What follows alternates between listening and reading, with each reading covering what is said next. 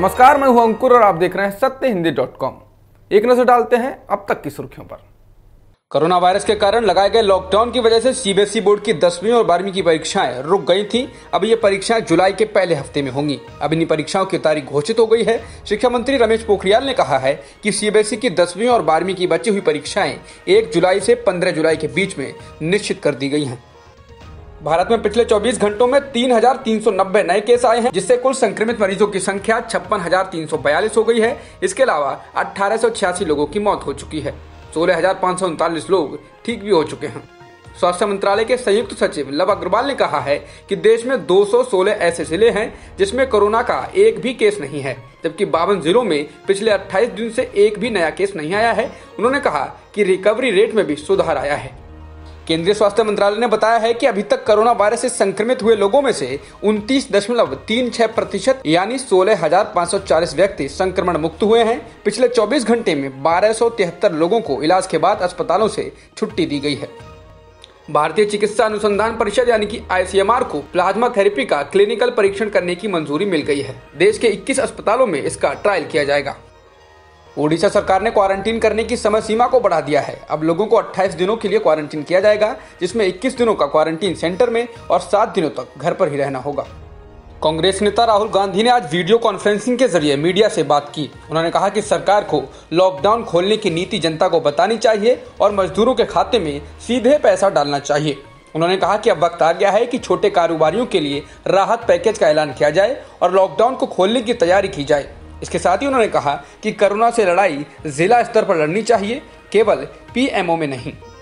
महाराष्ट्र से मध्य प्रदेश आ रहे 16 प्रवासी मजदूरों की ट्रेन के नीचे आने से मौत हो गई। 14 लोगों की घटना पर ही मौत हो चुकी थी और 2 लोग गंभीर रूप से घायल हो गए थे, जिसके बाद उनकी मौत हो गई।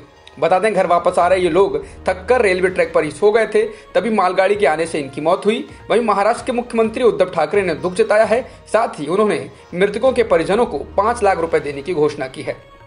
कोरोना वायरस महामारी के कारण देश में लॉकडाउन है और हजारों की संख्या में मजदूर फंसे हुए हैं।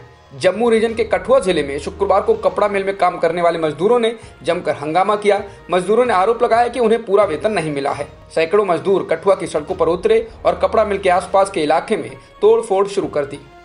जॉन्स हॉपकिंस यूनिवर्सिटी के अनुसार कोविड-19 से अब तक दुनिया भर में 2,69,000 से ज्यादा लोगों की मौत हो चुकी है। साथ ही संक्रमण के 38,62,000 से अधिक मामले आ चुके हैं।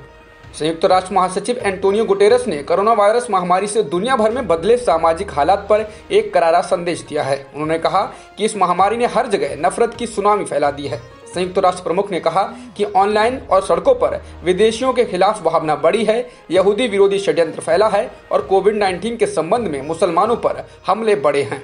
रूस में लगातार छठे दिन भी 10,000 प्रतिदिन के औसत से मामले सामने आए हैं। सरकारी डेटा के अनुसार रूस में बीते 24 घंटे में कोरोना वायरस संक्रमण के 10,699 नए मामलों की पुष्टि हुई है।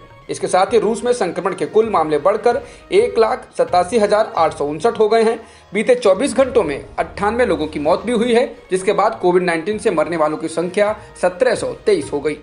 ब्राजील के वित्त मंत्री ने चेतावनी दी है कि देश की अर्थव्यवस्था बर्बादी की ओर जा रही है। वित्त मंत्री पाओलो गुयोडेस ने कहा कि लॉकडाउन की वजह से देश में खाने पीने की सामग्री की किल्लत होगी, जिससे देश में सामाजिक अशांति फैल सकती है। वित्त मंत्री ने कई उद्योगपतियों के साथ मिलकर देश के सुप्रीम कोर्ट के बाहर प्रदर्शन भी किया।